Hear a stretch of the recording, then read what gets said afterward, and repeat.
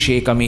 అందుకే మీరు చూడండి, లోకంలో ఏ ప్రక్రియ కానివ్వండి, ఏ కష్టం కానివ్వండి, ఏ శుభం కానివ్వండి, ఏ భీతి కానివ్వండి, ఏ సమయం కానివ్వండి, ఏ దేశం కానివ్వండి, మనుషులు తమకు ఆపదలు వచ్చినా సుఖాలు వచ్చినా వెంటనే అభ్యున్నతి కొరకు కానీ భయరాహిత్యము కొరకు కానీ చేసేటటువంటి ఏకైక కార్యం ఏది అంటే రుద్రాభిషేకం.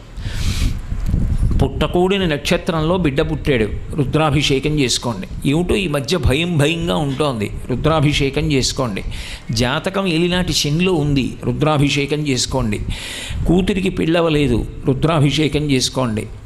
భగవంతుడి దయవల్ల నేను హాయిగా ప్రసన్నంగా సంతోషంగా ఉండగలుగుతున్నాను, ఈ స్థితి నిలబడడానికి రుద్రాభిషేకం చేసుకోండి. ఏది ఎలా ఉండనివ్వండి, కర్తవ్యం మాత్రం రుద్రాభిషేకం ఒక్కటే.